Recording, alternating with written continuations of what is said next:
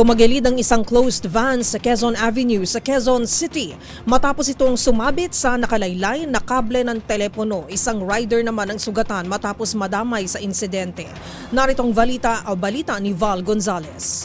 Hindi bababa sa 2 katao ang nasugatan matapos na sumabit sa kable ng linya ng telepono ang isang closed van sa kahabaan ng Quezon Avenue, Quezon City kaninang madaling araw. Kabilang sa nasugatan at nakaligtas sa tiyak na kamatayan ang nadaganang rider ng tumagilid na closed van na ito sa kanto ng FPJ Avenue at Quezon Avenue paglampas ng Fisher's Mall. Swerteng minor injuries lamang sa katawan ng tinamo ng rider.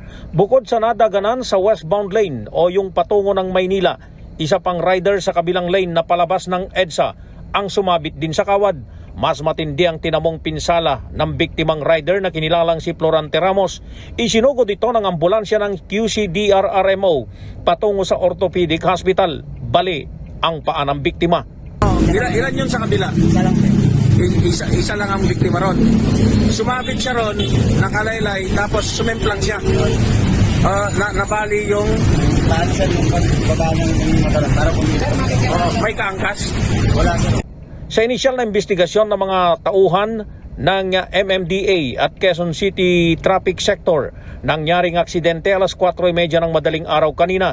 Sabi ng driver ng closed van na si Rodrigo Macaya, hindi niya napansin ang nakalaylay na kawad ng telecom company, kaya't ito ay kanyang sinuyod na naging dahilan ng aksidente.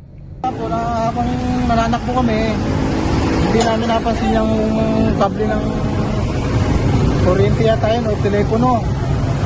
Kaya yun, sumabit sa van namin. Kaya dandahan na tumumba. Hindi tuluyang bumagsak ang van dahil sa nadaganan nitong motorsiklo. Mabuti na lamang aniya ay nakababa at agad na nakatakbo ang hindi na pinangalan ng rider. Lumalabas na ang kable ay nagmula pa sa eastbound patungo sa bahagi ng westbound lane. Nagdulot ng matinding traffic ang aksidente.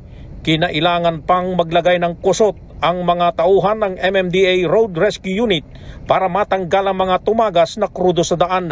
Pasado alas 7 na ng umaga nang tuluyang matanggal sa lugar ang tumagilid na banda. Umabot naman sa EDSA ang haba ng mga naapektuang sasakyan dahil sa nangyaring aksidente. Para sa MBC TV Network News, ako si Val Gonzalez, DZRH, una sa Pilipinas, una sa Pilipino.